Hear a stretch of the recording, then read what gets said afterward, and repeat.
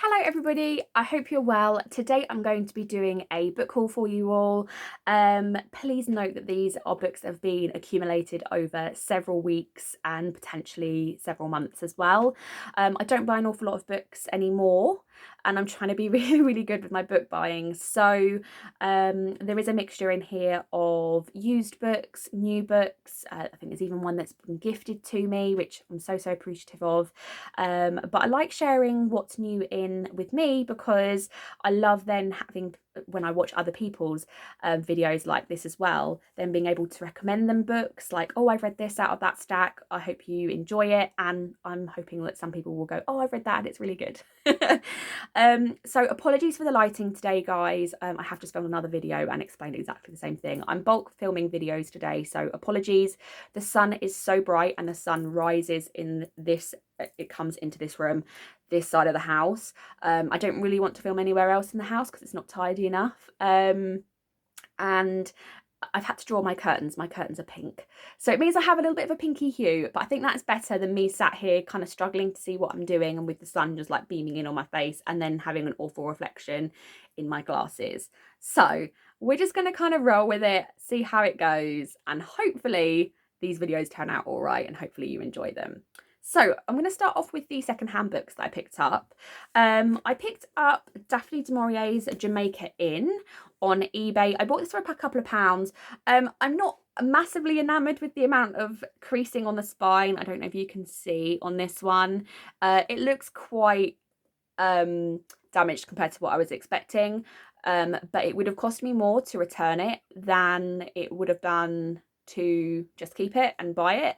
So I've kept it. I got this because it matches my copy of Rebecca. I really enjoyed Rebecca. I read that last year, I think. Really enjoyed it and want to read more from Daphne du Maurier. And Jamaica Inn was just one that I found. I like the idea of Cornwall and the Cornish moors, which is where this is set. I've read the whole Poldark series, which obviously is set in Cornwall, and I just found that really atmospheric. So I'm hoping I'm going to enjoy this one as well. And I can kind of forgive the slightly battered up copy. And if I don't like it, maybe I'll just donate it. I then also picked up on eBay the Glass Sword. Actually, I keep saying the Red Queen and the Glass Sword, but they don't have any the's on them. It's just Glass Sword by Victoria Aveyard. This was actually in really good condition. There's some slight damaging on some of the pages, but apart from that, there's no cracks on the spine. I picked this up again for a fraction of the price of a new book. This is the second book in the Red Queen series, and I am joining in with the series read along for this series, which my co-host of the series read-alongs, Daisy, my best friend, over on our Facebook page, we're doing series read-alongs for Red Queen and Throne of Glass. Daisy is hosting the Red Queen ones, and I thought I'd pick up some of them for a bit cheaper, just to be a bit money savvy. I've been really trying to be mindful of my spending and money and saving recently, so I picked this up for a steal on eBay, and like I said, it's hardly any damage, and I reckon once I get reading through it I can probably straighten out the damage on those pages there, and that probably happened in transport as well, I'd imagine. So yeah, looking forward to reading this. I'm just going to wait until we do the discussion for the next Throne of Glass book, and then I'll pick this up. I'll have a couple of weeks to get this read. Then on a table in my local Tesco's, I think it was my local Tesco's, I saw some books and I basically couldn't leave because I saw Diana Gabaldon's The Fiery Cross. This is massive. It's not in a great condition. There's some pages folded in it. The front cover is all coming away, but I haven't seen, this is such a waste of money, I've just been saying I'm trying to be savvy with my money. I haven't seen any Diana Gabaldon yet in a charity shop and or secondhand books. I haven't purchased any in these sort of mass market paperback editions, and I thought, do you know what, I'm going to pick it up, and even if I end up doing something a little bit destructive to the book, it's cost me £1 and the money's gone to a really good cause as well. So yeah, I thought even if I did something like use some of the pages to make flowers or something like that, or do something artsy with it, but I just kind of couldn't leave it behind. It's really sad, really sad of me, but hey ho, there we go. I'll add it to my shelf and see what it looks like there, and then if it doesn't look any good, I'll be destructive with it. And then I also picked up this book, Carol, by Patricia Highsmith. I don't really know what possessed me to pick this up. I think I was just in a bit of like, oh, let's pick another one. So this is set in New York, and it's set in maybe the 50s. It's set in a New York department store when a beautiful, alluring woman in her 30s walks up to her counter. Therese is just an ordinary sales assistant. Standing there, Therese is wholly unprepared for the first shock of love. Therese is an awkward 19-year-old with a job she hates and a boyfriend she doesn't love. Carol is a sophisticated, bored, suburban housewife in the throes of a divorce and a custody battle for her only daughter. As Therese becomes irresistibly drawn into Carol's world, she soon realises how much they both stand to lose. I just thought it was quite an interesting concept, and I like historical stuff, so I'll give it a whirl. Again, if I don't like it, the money's gone to a good cause, and this can just go to charity if I don't like it. Right, so a couple of books I picked up at Tesco's from the actual book section. I picked up this one, A Spoonful of Murder by J.M. Hall, because it seems very similar to the Thursday Murder Club, because I'll read the back. Retirement can be murder. Every Thursday, 3 retired school teachers have their coffee o'clock sessions at the Thirsk Garden Centre cafe. But one fateful week, as they are catching up with a slice of cake, they bump into their ex-colleague Topsy. By the next Thursday, Topsy's dead. The last thing Liz, Thelma and Pat imagined was that they would become involved in a murder, but they know there's more to Topsy's death than meets the eye, and it's down to them to prove it. Sit down with a cup of tea and this perfectly witty, page-turning mystery. Fans of Thursday Murder Club and Midsomer Murders will be hooked. So I thought I'd give it a whirl because I really, really, really enjoyed the Thursday Murder Club. And the second one, The Man Who Died Twice, loved them. And I was intrigued to read something that was similar. I feel like I tried something else, excuse me, and it wasn't quite the same. So I'm looking forward to this and then being able to compare it and hopefully get a bit of a Thursday Murder Club fix between now and September when the next one comes out. So I'll keep you posted on this one and let you know if it's any good. But I think I picked this up for literally a few pounds in Tesco's. And similarly, I picked up A Wedding in the Country by Katie Ford. I don't seem to recall that I've ever read any Katie Ford, but I see her books everywhere. I have a stack of books that are accumulating that are all wedding themed. I am still engaged. I'm just not wearing my engagement ring this morning because I'm having a lazy day. I spoke about this in the last video that I recorded. I'm having a lazy day and my engagement ring doesn't tend to go on when I know I'm going to be doing washing up and laundry and just kind of lazying about the house.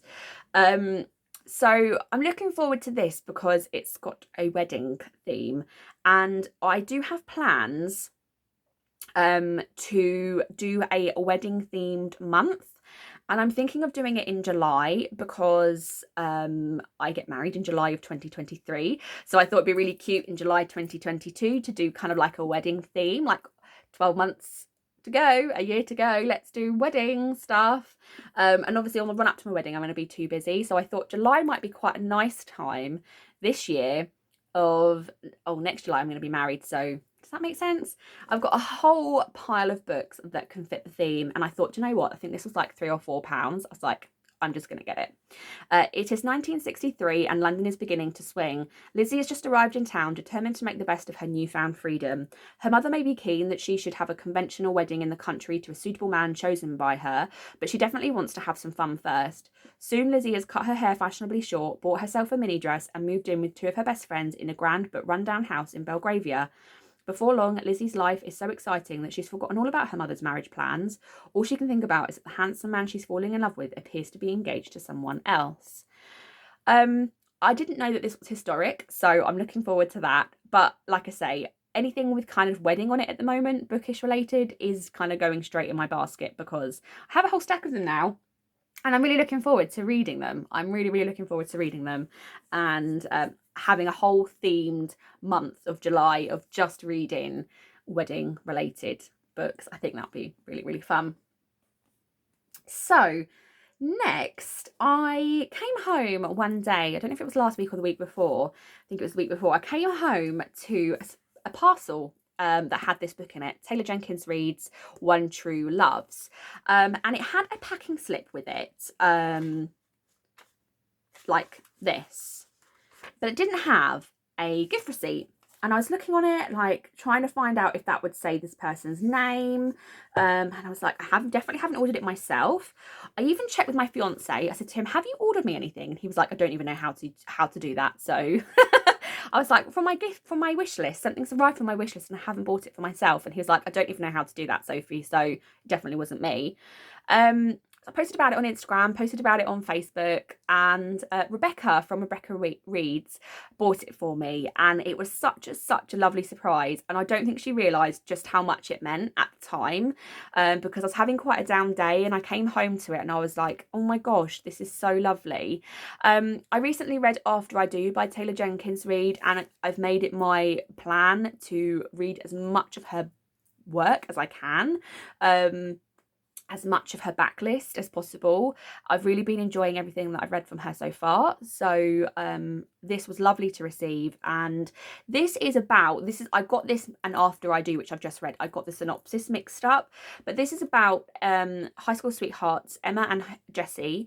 They moved far away from home together, travelling the world, chasing every adventure, building a life of their own. 364 days after their wedding, Jessie's on a helicopter that goes missing mid-flight. Suddenly he is gone. Years later, Emma is back in her hometown. She's grieved, she's learned to live again, she's fallen in love, and at a family dinner one autumn evening, she receives a phone call from Jessie. With the fiance and the husband, heartbreak lies ahead, but is there such a thing as one true love? I'm really, really interested by this concept. And obviously, I think it's really interesting going into it, knowing that she's going to lose Jessie and then Jessie's going to come back and all the kind of fallout of that. Like, I'm intrigued to see how it pays out through the timeline of the book. Like, are we going to get that quite early on? And is this all going to be about the resolution, or is this going to be about the whole story? I feel like that's a really interesting way of going in, kind of knowing what's going to happen, but not knowing all the details of why it's going to happen. So really looking forward to this one, and thank you so much, Rebecca, because this was such a lovely surprise, and it really did pick me up on quite a down day, so thank you. The next book, the pile I'm creating is so precarious and is definitely going to fall over. The next book is actually a pre-order that I've had for quite a while, sat on my desk waiting to haul. The Missing Sister by Lucinda Riley. This is the 7th. Makes sense, because the 7 sisters, but if you've read the first book, or if you've read any of the books, you'll know that actually there's only 6 sisters and the 7th never came. It's kind of like a gap. This is massive. I believe Lucinda Riley unfortunately passed away before this was published, and I believe this was almost fully written, but her son has come in at some point to kind of get involved with kind of finishing. He knows secrets, and he knows how it's playing out, because there's also going to be a book about Parsalt, who is the sister's father, and he's quite a kind of an enigma of a character, very sort of like lots of questions surrounding him. We don't know an awful lot about him, and I think he and so her son and her husband are like the only people that actually know like the true story behind Parsalt. So I don't know how much Lucinda Riley actually managed to get written of this and of Parsalt, the Parsalt book, but her son is taking over and finishing, which I think is absolutely lovely. And I picked this up because it was actually really cheap on Amazon, and I wasn't going to pre-order it, but then I saw it on there for like £4.50, and I thought, whilst it's at that price, I'll pick it up. I have only read the first 3, they're here, of the 7 sisters. I've read the first 3, so obviously I've still got a few to go, but I just think it would look lovely on my shelf with them all, and it will be there ready for when I'm ready to read it. So really grateful that I picked it up at such a bargain, and I'm really, I mean, this is massive. Should we see how many pages it is? 800 odd pages. Oh no, maybe not. Oh no, don't. There is an author's note, and I'm really, that's going to be really emotional to read, because probably by 798 pages. It's a chunk. It's a chunk. I then took a little bit of a self-care trip into Waterstones.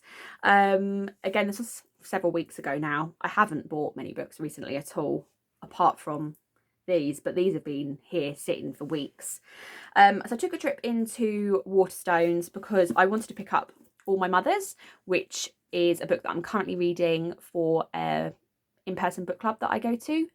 Really enjoying this so far. This is about, I don't know how to say her name, Eva Martinez Green, but there's something in there that makes me think her name's actually Eva rather than Eva, but I don't actually know, and I've been reading it physically rather than listening to the audiobook, so if I was listening to the audiobook that would probably be cleared up.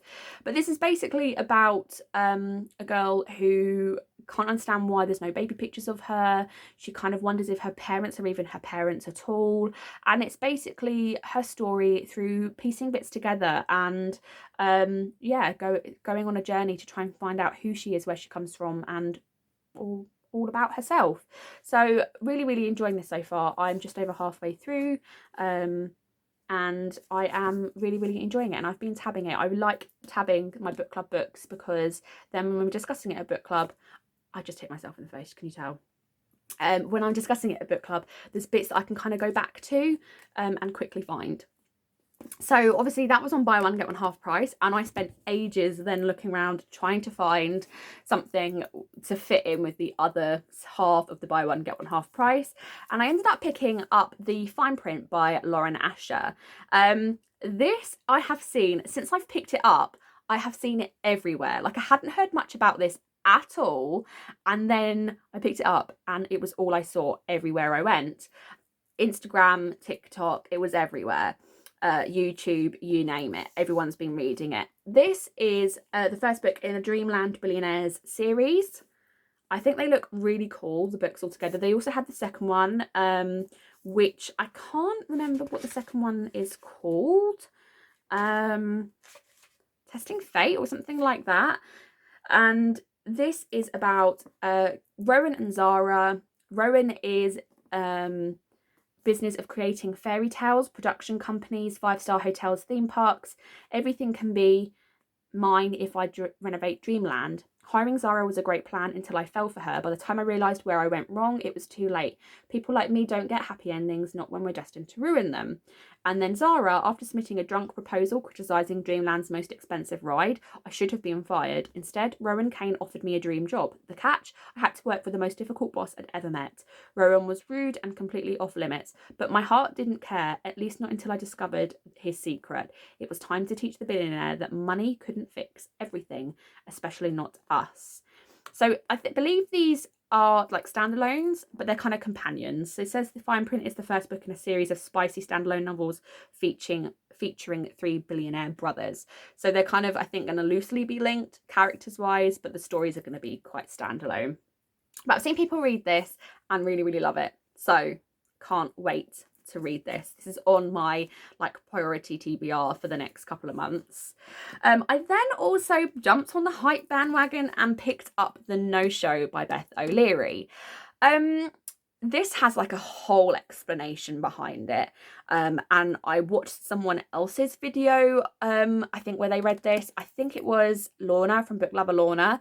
She read this, I think she had an arc of it or a NetGalley arc or something, and she read it last month. She read it in March, and she said that it was kind of like restored her faith in Beth O'Leary because she didn't like the road trip. I didn't really like the road trip, and I think Lorna described it really well. The flat share was amazing, the switch was just a bit meh, and then the road trip didn't like, and I completely agree with Lorna on that. But then I've seen lots of people talking about The No-Show and really enjoying it and really loving it and then really raving about it. Daisy May has read this already, so I bit the bullet and I picked a copy up, and I'm looking forward to reading this and hopefully having my love for Beth O'Leary kind of restored, because I was really like just not bothered about this book when this book was announced, and when it was like pre-order time, I was like, no, not getting involved. And then when people have started reading it and loving it, I'm like, okay, I need to jump on the hype bandwagon now. And then if this is not good and I don't enjoy this, I don't think I'm going to give Beth O'Leary another chance. I'm sorry. Forgive me. But and then last but by no means least, which literally just arrived yesterday and I pre-ordered this a little while ago, is 2 Years Indoors.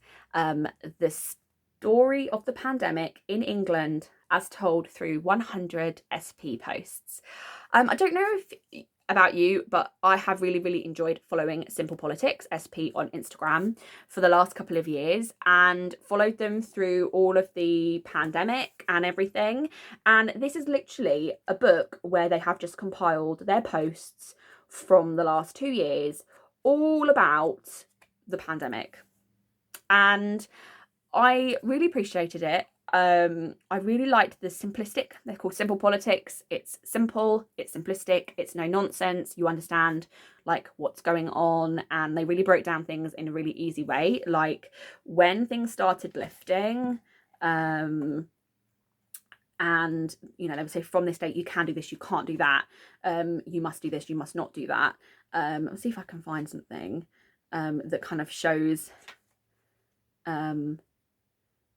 I'm probably not gonna be able to find it really easy, but this says like from this point we can do this, from this point we can do this, from this point we can do this, and it was just really simplistic to follow. It kind of put everything in really understandable and really readable formats, and they did it all for like just as something to do. Like I don't think they make an awful lot of money from what they do.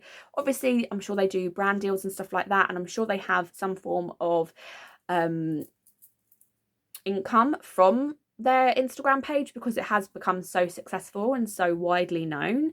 But I thought this would be something really interesting to give a bit back to them, but also something to have on my shelves that you can kind of like look back on in 10 years time or with my grandkids and be like, look, this is what happened when we went through the COVID-19 pandemic. So I haven't literally arrived yesterday and I haven't had the chance to have much of a flick through it yet, but I think even flicking back through some of the earlier stuff now would be interesting. So yeah, I just wanted to do it, give my kind of little bit of support back for everything that they gave and they did for us through the pandemic. And yeah, I wanted to give something back, but also have a bit of a memento for this weird, strange years that we've had. So yeah, I'm glad I've got this in my collection now, and I think this will be an interesting one to kind of flip through and remind ourselves about in years to come. So that was my book haul. Sorry this video was really long. I hope you enjoyed. Have you got any of these books recently, or have you read any of these? I'd love to hear about if you have down below in the comments. And if you have bought any books yourself recently, I'd love to hear about what you've been picking up and what you've been choosing. So I hope you enjoyed this video, and I'll see you all in the next one. Bye.